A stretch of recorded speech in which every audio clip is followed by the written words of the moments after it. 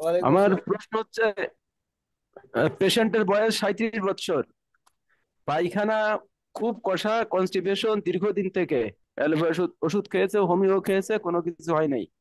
আমি হাইড্রোমিনাম সিএম এবং 24 দিয়েছি, কোনো কাজ হয় নাই। এখন করণীয় কি? আচ্ছা, এখন করণীয় হচ্ছে আহ, আপনার টিউবারকুলিনাম, টিউবারকুলিনাম জি। টিউবারকুলিনাম একদিন একদিন পর পর দেওয়া।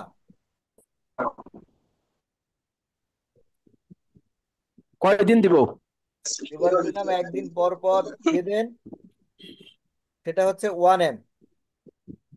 আর আর সাথে কার্বোভেজ 200, দিনে 3 বার করে।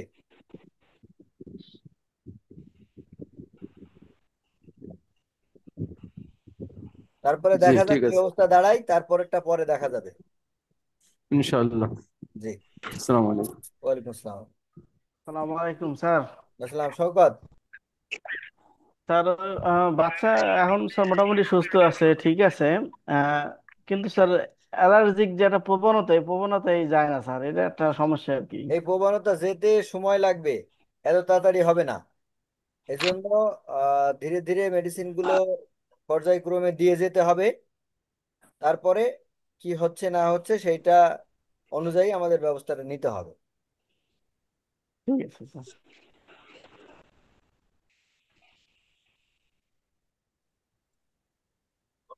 জাহিদ ভাই, জ্বরে কারোভার 26-28 করেও রেজাল্ট হচ্ছে না ভাই।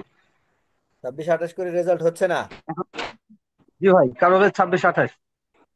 আচ্ছা, টিউবারকুলিনাম, তারপরে ইয়ে থুজা, টিউবারকুলার থুজা, এগুলো করা হয়েছিল কিনা?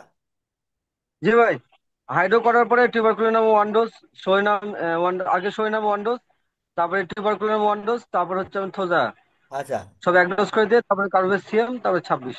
আচ্ছা, জ্বর তাহলে কমছে না, কাশি থাকছে এরকম আবার 26-28-এ যদি ফেল করে, তখন আমাদের কাজ হচ্ছে আহ কার্বোভেজ 200-তে আসা। কার্বোভেজ 200 খুব ঘন ঘন দিতে হবে, খুব ঘন ঘন।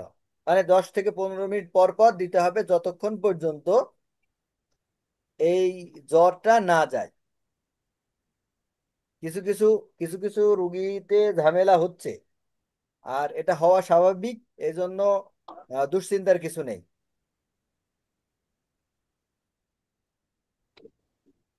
জ্বরটা শরীরে থাকছে না, কিন্তু মাথায় থাকছে, এটার প্রবলেম বলছে। শুধু মাথাতে, কিন্তু থার্মোমিটার দিলে আপনার 100, 101, কিন্তু ওই শরীরে তো, তাপমাত্রা নেই। এই তো এইগুলো 200 দিলে ঠিক হয়ে যাবে ভাই। এটা উচ্চ পোটেন্সি যাওয়ার কোনো দরকার নেই। ওকে ভাই। জি। ভাই আর একটা যে আপনার ইয়ার কথা বলেছিলাম, জরায়ুতে ওভারিতে রাইট আর লেফট ওভারি যে ইয়া ছিল টিউমার, ওই রোগীটা আজকে মেডিকেলে গেছে, ওরা মেডিকেলে ভর্তি আছে। হাইড্রো 32 কি আপনার কিছুটা ব্যথা কমেছিল, হ্যাঁ, আর সিবি10 নামে কিছুটা কমেছিল, 50 যেতে পারেনি, ওরা আজকে মেডিকেলে গেছে। ওটা হাইড্রো 32 দেওয়ার পরে সে ব্যথা যা কমেছিল, তারপরে রুগী ধরে রাখা যায়নি, তাই তো? জি ভাই, জি ভাই। ও, তো আসলে এই জায়গাগুলো খুব সেনসিটিভ ব্যাপার তো। জি তো ভাই, ঠিক ওই জন্য আছে, আমি ছেড়ে দিছি, ওরা কি আপনার মেডিকেলে ভর্তি অপারেশন না। অপারেশন করবে? না, ডাক্তার অপারেশন করতে যাচ্ছে না, রোগীর বয়স হচ্ছে 32, 32 বছর শুধু, আচ্ছা, ঠিক একটা আছে। বাচ্চা। ঠিক আছে, যন্ত্রণা কমিয়ে ফিরে আসুক, তারপরে আবার দেখবেন আপনি। জি ভাই। জি।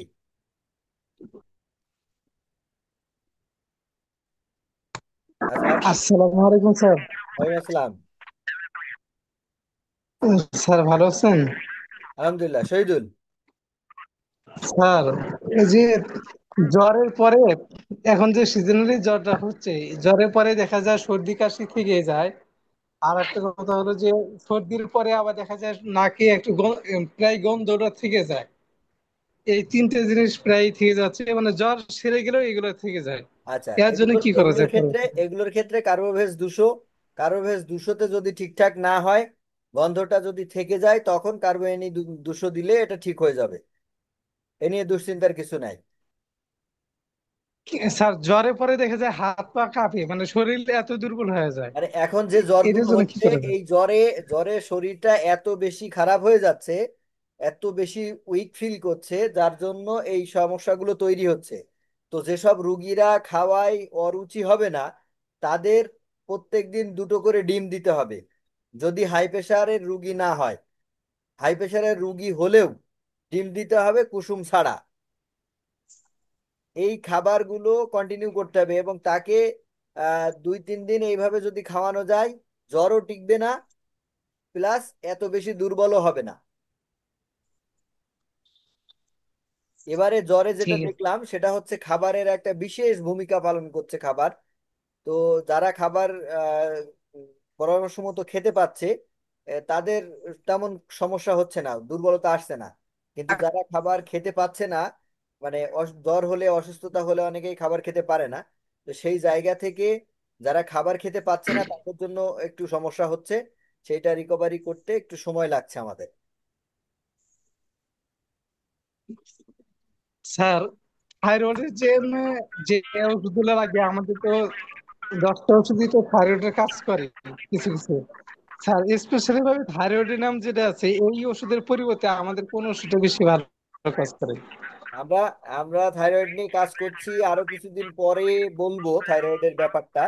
তবে একটুখানি বলে রাখি, কার্বোএনি 28 বা 30 দিয়ে যদি আমরা শুরু করতে পারি, তাহলেও থাইরয়েডের যে রুগীরা তারা কিন্তু বেশ ভালো বোধ করছে, এবং তাদের একটা জায়গায় দাঁড় করানো যাচ্ছে, এবং তারা অ্যালোপ্যাথি মেডিসিন কিন্তু গ্যাপ দিয়ে দিয়ে খাওয়া শুরু করেছে অলরেডি।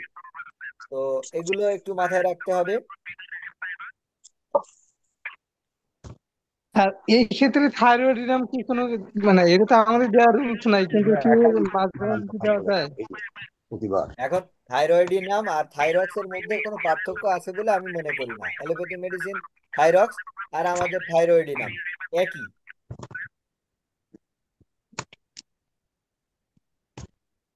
আচ্ছা ঠিক আছে। স্যার থাইরয়েডের আসসালামু ক্ষেত্রে স্যার, আলাইকুম। স্যার ওই আমাদের এই রিয়েল হোমিওপ্যাথির ওষুধ বাদে স্যার আয়োডিন ওষুধ খুব ভালো কাজ করে স্যার। এটার কি জানায় রাখলাম আর কি, একটু দেখে নাকি। আমার কাছে মনে হয়েছে, যেমন আমার ওয়াইফের বাচ্চা হওয়ার পরে থাইরয়েড বাইরে গেছিল, তখন আয়োডিনের 50 ml 4টা বড়ি একসাথে খাওয়াই দিছিলাম, তারপর থেকে থাইরয়েডের সমস্যা হয়নি স্যার এখন পর্যন্ত। ওই একই মানে গল্প তো একই, ভাই গল্প একই। ও ক্রুড ফর্ম, এ ক্রুড ফর্ম। এই জন্য ওগুলোর প্রতি আমার কোনো আস্থা নেই, বিশ্বাস নেই, বা আমার ওদিকে কোনো কাজ করার কোনো ইচ্ছাও নেই। হ্যাঁ, তারপরে আর কে? জি স্যার, আসসালামু আলাইকুম। ওয়ালাইকুম আসসালাম। হ্যাঁ, মারুফ। স্যার কোনো সময় যদি অ্যালার্জির কারণে বা এই যে কাশি বেড়ে গেলে তখন আমরা 200-তে চলে আসি। এখন এই 200 আসার পরে যে পোটেন্সি চলতেছিল 30 বা 32, তখন কি আবার পরবর্তীতে ওটাতে চলে যাব, না 200 থেকে 500 1 এভাবে করে আগাইতে হবে? না, যদি দেখা যায় যে যথেষ্ট স্ট্রং এনাফ হয়ে গেছে, তাহলে আমরা পূর্বের পোটেন্সিতে ফিরে যেতে পারবো। আর যদি রুগীর মধ্যে ওই রকম আহ, আমরা দেখতে না পাই, তাহলে আমরা ধীরে ধীরে এগোবো। সেটা অবস্থার উপরে নির্ভর করবে। সাধারণত অ্যাকুইড জায়গাগুলোতে আমরা যেটা করে থাকি সেটা হচ্ছে, অ্যাকুইড ম্যানেজমেন্ট করার পরে যখন কমপ্লিট হয়ে যায়, তখন আমরা পূর্বের জায়গায় ফিরে যাই, আমাদের যে সমস্ত ক্রনিক পেশেন্ট গুলো রয়েছে। তো সেই জায়গা জি। থেকে আমরা আহ, এই জায়গা থেকে আমরা এইটা বলবো, বা আমরা এটাই করব, যে অ্যাকুইড ম্যানেজমেন্ট শেষ, অ্যাকুইড যে ঝামেলাটা ছিল সেটা চলে গেছে। এখন আমরা এবার পূর্বের জায়গায় ফিরে যাব। সেটা জ্বর হতে পারে, বা ডায়রিয়া হতে পারে, বমি, বমিটিং হতে পারে, লুজ মোশন হতে পারে, অ্যাক্সিডেন্টাল কেস হতে পারে। সে যেটাই হোক না কেন, জি। অ্যাকুইড ম্যানেজমেন্ট শেষ। আমরা আবার আমাদের নিয়মিত পেশেন্টদের পূর্বের জায়গায় ফিরে যাব। আচ্ছা।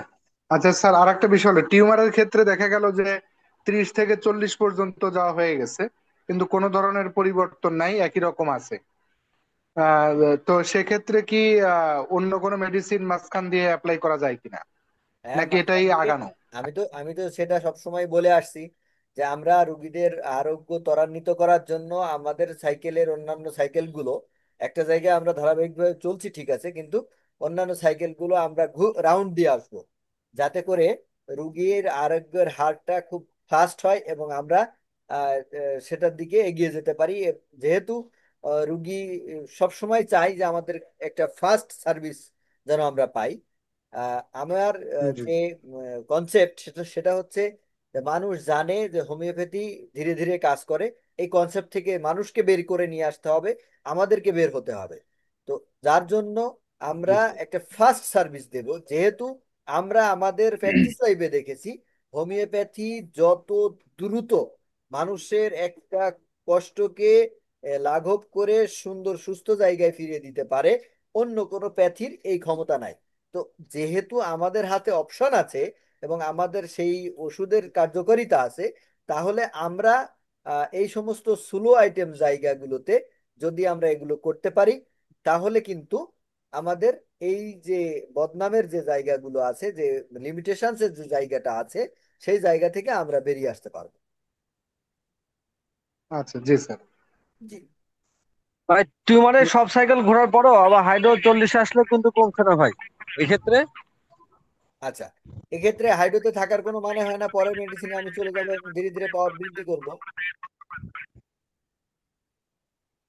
জি ভাই। জি। আসসালামু আলাইকুম ওয়ালাইকুম আসসালাম। স্যার। মাসিক তো মেন্স তো ঠিক মতো হচ্ছে না 5 মাস ধরে। কখনো 2 মাস পর হয়, কখনো 3 মাস পর হয়, কখনো 10 দিন হয়, এরকম করে মেন্স ক্লিয়ার হয় না। তো হ্যাঁ, কিভাবে, মানে কি মেডিসিনটা দিলে মেন্সটা ঠিক হবে স্যার? আপনি কি দিয়েছিলেন? হাইড্রো দিছিলাম, হাইড্রো সিএম, পিটিএস করছি, এরপর টিউবার টিটি করা হয়েছে। আচ্ছা, তো যদি এই সমস্ত করা হয় তাহলে আপনি আমাদের সাইকোটিক সাইকেল আছে 6 নম্বর, সেখানে মেডো অ্যাপ্লাই করবেন। মেডো অ্যাপ্লাই করবেন, দেখবেন যে এটা ঠিক হয়ে যাবে। সিএম থেকে শুরু করবো স্যার? জি। প্রতিদিন কি একবার করে দিতে মানে একবার করে, না কয়েক দিনে 2 বার 3 বার? আহ, একবার করেই দেবেন, তাতে দেখবেন আস্তে আস্তে ঠিক হয়ে আসছে।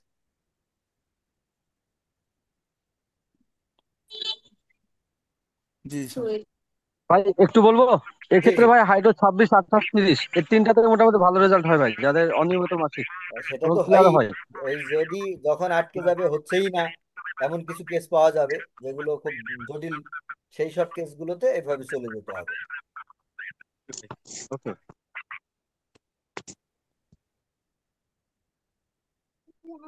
রুল আমিন বোঝা গেছে? জি স্যার, জি জি। জি। স্যার, হঠাৎ করে যদি প্রস্রাব বন্ধ হয়ে যায় তখন সেক্ষেত্রে আমাদের কি মেডিসিন দেওয়া যায় স্যার? আমাদের হাইড্রোই দিতে হঠাৎ হবে। করে প্রস্রাব বন্ধ, হাইড্রোই হাইড্রো দিতে হবে। জি। দিয়ে কি অপেক্ষা করতে হবে? দিতে দিয়ে অপেক্ষা বলতে, বেশি অপেক্ষা করলে তো আবার রুগীর অবস্থা খারাপ হয়ে যাবে। তো সেই জন্য অপেক্ষার পাশাপাশি রুগীকে হাসপাতালে পাঠিয়ে দিতে হবে। অপেক্ষা করে লিমিটেশন আছে তো, সেই লিমিটেশন পরে হাসপাতালে পাঠাতে হবে, ক্যাথিটার দিয়ে অন্তত বের হোক। ঝামেলা তো হঠাৎ করে একটা কিছু হয়েছে, তো যদি নর্মাল সমস্যা হয় তাহলে আমাদের মেডিসিন ঠিক করে দেবে। আর যদি কোনো বড় ধরনের ঝামেলা হয় তখন এটা ওইভাবে ইনস্ট্যান্ট আমরা না বুঝে কিছু করতে পারবো না। তো সেই জন্য আমাদের উচিত হবে যে ওষুধটা নিয়ে যান, যদি কাজ না হয় তাহলে চলে যান। জি স্যার, জি। জি। স্যার, থ্যালাসেমিয়া রোগীর ক্ষেত্রে আমরা কত দিয়ে শুরু করব, বা এটার আপনার সফলতার পার্সেন্টেজ কেমন? থ্যালাসেমিয়া রুগী, থ্যালাসেমিয়া রুগী হচ্ছে অ্যাকুইট আর ক্রনিক। যেটা ক্রনিক সেটা আমরা একটা জায়গায় দাঁড় করাতে পারি, কিন্তু অ্যাকুইট গুলোতে আমরা কিছু করতে পারি না। অ্যাকুইটের সর্বোচ্চ মেয়াদ থাকে 3 মাস। সেক্ষেত্রে 15 দিন থেকে 3 মাসের মধ্যে যে কোনো সময় অ্যাকুইট থ্যালাসেমিয়ার পেশেন্ট মারা যায়। তো অ্যাকুইট লিউকেমিয়া, আমরা থ্যালাসেমিয়া হলে শুরু করব সিএম দিয়ে, এবং এইটা একটু সময় লাগে। রক্ত দিতে থাকবে, রক্ত যেভাবে ওরা দেয় সেভাবে দিতে থাকবে। যখন প্রবলেম হবে তখন রক্ত দেবে। রক্ত দেওয়া নিয়ে আমাদের কোনো বাছবিচার বাধা নেই। তো আমাদের কাজ হচ্ছে ধীরে ধীরে তার ইমিউনিটি সিস্টেমটাকে ডেভেলপ করা এবং তার যে বন মেরুতে সমস্যা, সেই সমস্যাটা ঠিক করা। তবে এক্ষেত্রে আমাদের হাইড্রো থেকে টিউবারকুলারটা বেশি কাজ করে, কারণ বন মেরুর প্রবলেম তো একটা মেজর প্রবলেম, একটা বড় জায়গা। এবং সেই ক্ষেত্রে টিউবারকুলার একটা ভালো ভূমিকা রাখে, আমি যেটা দেখেছি আমার প্র্যাকটিসের অভিজ্ঞতায়। টিউবারকুলার কি এখানে স্যার যেটা আসে তার ইসে নাকি জি জি জি, যেটা ফিলোসফিতে? যেটা আসবো, জি। আচ্ছা স্যার, অনেক সময় দেখা যায় যে ওই যে পায়ের নিচে পেরেক জং টং সহ কিছু ঢুকে গেল, সেক্ষেত্রে কি সিএমই চলবে নাকি অন্য কোনো কিছু এই কার্বোভেজ জায়গাগুলোতে দেওয়া এই যাবে? জায়গাগুলোতে ইনস্ট্যান্ট আমরা যেহেতু যদি কোনো জংয়ের কণা আটকে যায়, তো সেক্ষেত্রে সেপটিক হয়ে যেতে পারে। সেই সেপটিক হওয়া থেকে আমরা হয়তো রুগীকে বাঁচাতে পারবো না, ইনস্ট্যান্ট যদি ঝামেলা হয়ে যায়।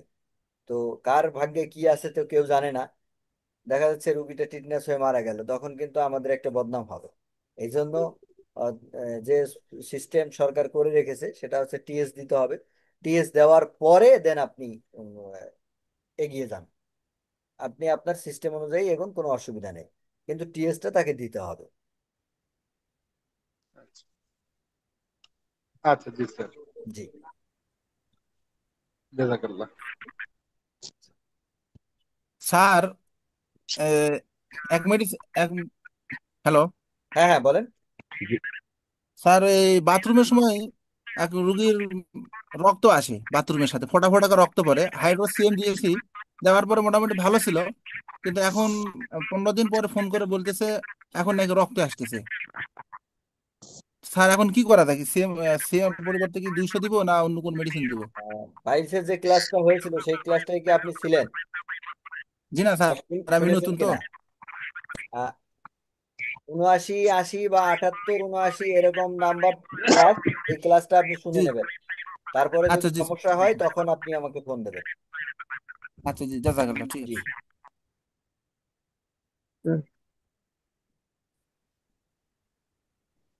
আর কেউ? আসসালামু আলাইকুম। আসসালাম, আসসালামাইকুম। জুলফিকার। স্যার কেমন আছেন? হ্যাঁ বলো, তুমি বলো। স্যার আজকে একটা রুগীর মানে উনি হলো একটা ফোড়া হয়েছিল পায়ের বেশ মাঝখানে, উপর সাইডে। তো উনি 2 দিন পর আসছে। আসার পরে আমি পুজ বের হলো, কালকেও আসছিল। তো কালকে আসার পরে আমি হলো ব্যথাটা তো অনেক বেশি হচ্ছিল, তো হাইড্রোক্লোরিক সিএম এবং কার্বোইক সিএম দুটাই দিয়ে দিয়েছিলাম। দেওয়ার পরে আজকে আবার আসছে, ওখান থেকে আবার পুজ হচ্ছে। তো পরে ওনার ডায়াবেটিস মেপে দেখলাম প্রায় 23 পয়েন্ট আছে। পাশাপাশি পোড়াটা মানে পুজ হয়েই যাচ্ছে। তো এক্ষেত্রে কি কিছু করা যাবে স্যার? আহ ডায়াবেটিক্স কত আছে? 22.7। ডায়াবেটিক্সটা কমাতে হবে, ডায়াবেটিক্স কমিয়ে হাইড্রো 30 দিতে হবে। কিন্তু পোড়াটা পোড়াটা নিয়ে খুবই মানে ব্যথা জুলফিকার, যন্ত্রণা তোমার হচ্ছে, তো তোমার কথা পোড়াটা আসছে নিয়ে না। খুবই জুলফিকার, টেনশন তোমার স্যার। কথা আসছে না। এবং ওইটা কোনোভাবেই মানে ইয়ে হচ্ছে না, পুজো হয়ে যাচ্ছে। আজ পর্যন্ত 3-4 দিন হয়ে গেল। তো কালকে আসছিল, কালকে আমি জুলফিকার, তুমি, তোমার কথা আসছে না, তুমি আমার কথা শোনো। হ্যালো। তুমি হাইড্রো 30 দিয়ে শুরু করো। হাইড্রো 30 প্রতি 2 ঘন্টা পর পর একবার করে খাক,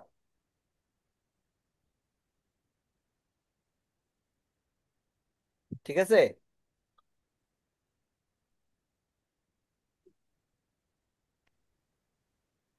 আর কারো কিছু বলার আছে কিনা? আসসালামু আলাইকুম স্যার। আসসালাম। জি সাহেব, সাহেব বলেন। ওই যে বয়স হচ্ছে স্যার 7 বছর, টনসিলের সমস্যা, উভয় টনসিলটাই ফোলা। আমি হাইড্রো 28 দিলাম, মাঝে আপনার সরিনাম দিলাম, তারপরে থোজাও দিলাম, আজ প্রায় 20 দিন হয়ে গেল, কিন্তু কোনো উন্নতি হলো না। সমস্যা কি ছিল? টনসিলের সমস্যা, উভয় টনসিলের সমস্যা। আচ্ছা। অনেকটা ফিরি আছে, 7 বছর বয়স বাচ্চার। আচ্ছা, আপনি কি কি দিয়েছিলেন? হাইড্রো দিলাম 28, কয়েকদিন পরে সরিনাম 1 ডোজ দিছি, তারপরে থোজা সিএম দিলাম 1 ডোজ, এবং আচ্ছা, 28 চলতেইছে। 28 টিউবার চলতেইছে, আপনার এটা 20 দিন টিউবারকুলিনাম হয়ে গেল, কোনো উন্নতি হয়নি। টিউবারকুলিনাম বা টিউবারকুলার টেনেম একটা ডোজ দেন, দিয়ে কার্বোভেজে দিয়ে চলে স্যার, যাবেন, কার্বোভেজ সিএম এ। কার্বোভেজ। আচ্ছা, যে কানের পর্দা ছিদ্র হয়ে গেলে পরে আমরা কত পদ্ধতি দিয়ে শুরু করতে পারি? এটা 36 বা 38। আর আচ্ছা, প্রচন্ড জ্বর, কাশি, ঘ্যার ঘাসি, ঠান্ডা, এক্ষেত্রে কি স্যার কাপিং করে দিতে হবে ওষুধ? প্রচন্ড জ্বর, সাথে আছে ঘ্যারঘেরি, কাশি এবং আচ্ছা, সর্দি। কাপিং কাপিং দিলে, যদি সরাসরি দিলে সমস্যা মনে হয় তাহলে কাপিং দিবেন।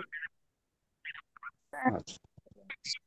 আচ্ছা স্যার, ওই যে পড়ে গিয়ে আপনার হাড়ে প্রচন্ড আঘাত লাগেছে, তো এক্ষেত্রে আমি হাইড্রো সিএম দিলাম, খুব একটা উন্নতি হলো না। পরে 26 দিলাম, তাতেও খুব উন্নতি নাই। মাঝে সরিনাম 1 ডোজ দিয়ে আবার 30 দিছি স্যার, তাতেও কোনো উন্নতি আহ, লক্ষ্য করা যাচ্ছে না এই বয়স কত? ব্যথার। জি স্যার। বয়স কত? বয়স হচ্ছে স্যার, তাও আপনার 55 বছর বয়স। পড়ে যায় এটা মাজায়, হাড়ে এটা লাগেছে আঘাত। আঘাত আঘাত লাগার বয়স কতদিন? আঘাত লাগার বয়সটা আপনার 7-8 দিন হলো। 7-8 দিন। আচ্ছা, কিভাবে দিয়েছেন, কিভাবে খাচ্ছিল? ওটা দিচ্ছি স্যার আপনার, আমি তো ওই 60 ml শিশুতে দিয়ে এক মুঠি ওষুধটা আপনার হাফ কাপ পানিতে মিশায় ওইটা আপনি ঘন ঘন খেতে দিই 1 ঘন্টা পর পর। আচ্ছা, আপনি কার্বোভেজ কার্বোভেজ 32 থেকে শুরু করেন, বা 30 থেকে। 32 থেকে।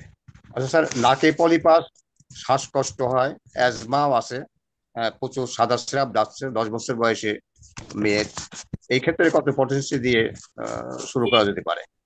আচ্ছা, এক্ষেত্রে আপনি সব মিলায়ে শুরু করতে চাইলে হাইড্রোকোকিনাম সিএম দিয়ে শুরু করবেন, এবং সেটা সিএমটা একদিন বাদে একদিন খাবে, মানে একদিন পর পর খেতে থাকবে।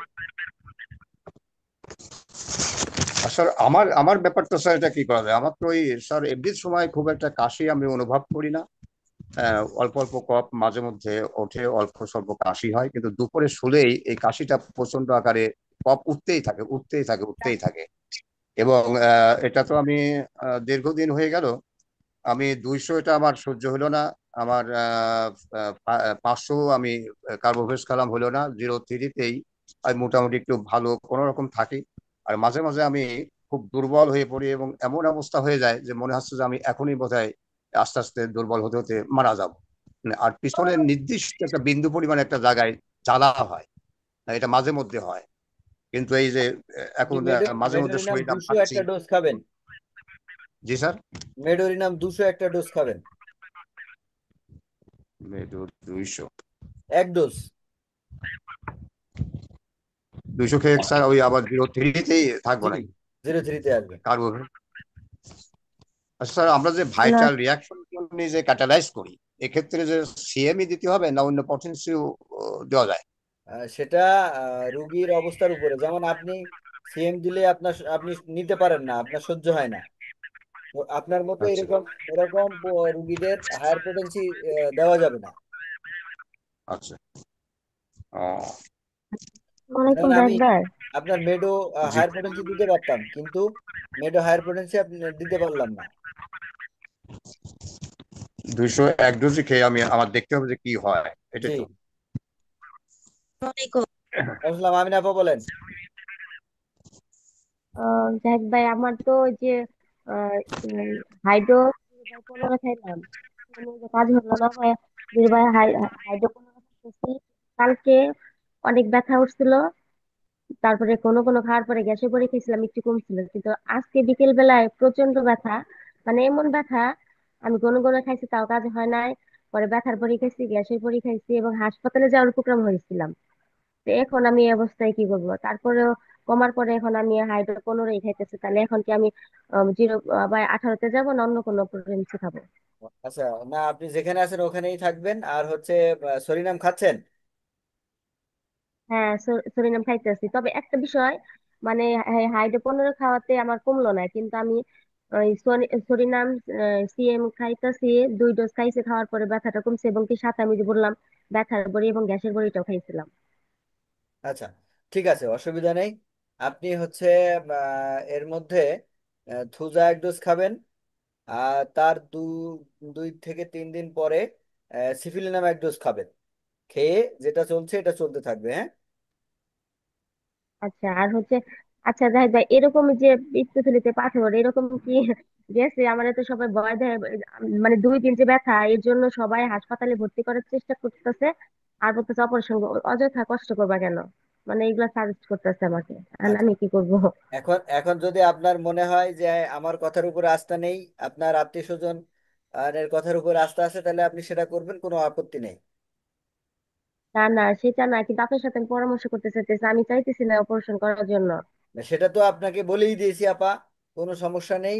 আপনার কাদামাটির মতো আছে, অসুবিধার কিছু নাই। ও ঠিক হয়ে যাবে। আচ্ছা, ঠিক আছে। ম্যাডাম, ভাই যেটা তাহলে বলছে কাল, সে অনুযায়ী চলেন, পাথর থাকবে না। জাহিদ হ্যাঁ ভাই তাহলে যেটা কালকে বলছে একটা, সে অনুযায়ী চলেন, আপনার পাথর থাকবে না। পাথর অনেক রোগী পড়ে গেছে। জাহিদ ভাই যে আহ, পরামর্শ দিচ্ছে সে অনুযায়ী চলেন, পাথর থাকবে না। একটু কষ্ট করেন, ধৈর্য ধরেন। মানে অপারেশন প্রচন্ড করেন না, ব্যথা অপারেশন হতে, করে মানে ভালো হয় না, আবার হবে। কালকে আর আজকে এত ব্যথা, মানে আপা, বললাম তো আপনার হাসপাতালে যাওয়ার ব্যথাটা উপক্রম। ব্যথাটা ঘন ঘন উঠবে, বেশি বেশি উঠবে, এটা স্বাভাবিক। কারণ আপনার ওখানে ছোট ছোট অনেকগুলো রয়েছে। হ্যাঁ। তো একটা একটা বের হতে দেবেন তো আপনি। তা না হলে আপনার পিত্তথলি খালি হবেটা কি করে? আহ, তার মানে ব্যথা যখন হবে তখন বের হওয়ার সম্ভাবনা বেশি থাকে। সম্ভাবনা থাকে, বের হয় বলেই তো ব্যথাটা হয়। আচ্ছা, ঠিক আছে। না, জি। কিসের জন্য কনফিডেন্স বাড়াইলাম? না না, বাড়াইলে তো মনে কোনো অসুবিধা মিথ্যে নেই। কথা আপনি তো। আপনি আল্লাহর উপরে বিশ্বাস রাখেন, আমাদের উপরে আস্থা রাখেন। আমরা সাকসেস পেয়েছি বলেই আপনাকে বলছি। আপনার কেন আপনার কষ্ট দেওয়ার দিলে আমাদের মজা লাগে? না, তা লাগে না। না, আপনার কিন্তু আপনার মানে সাথে সবাই যখন শত্রুতা সব আছে? হ্যাঁ। আপনার সাথে কি আমাদের শত্রুতা আছে? না না না, শত্রু থাকবে তাহলে কেন? আপনার কষ্ট দিয়ে লাভটা কি? হ্যাঁ, আচ্ছা, ঠিক আছে। জি, মানে এটা জানলে, আপনার কিছু বললে, সবাই বললে মানে সাহসটা বাইরে যায় অনেক। জি, জি। আর এটা আমাদের ব্যথা ওঠার পরে, এরকম আজকে যে এরকম আমার কেস বিকেলে তো, ব্যথা উঠছে, এই কেস আমার এই শরীর এতটা দুর্বল এই যে আমি কেস তো উঠতে আমি পারতাছি একা না। আমি একা করিনি। আমার দেখানো পথে আমাদের ফলোয়াররা অনেকেই করেছে, আলহামদুলিল্লাহ। আপনার টেনশন করার কিছু নাই। আচ্ছা, ঠিক আছে। জি। আচ্ছা, থ্যাংক ইউ। আর কেউ কিছু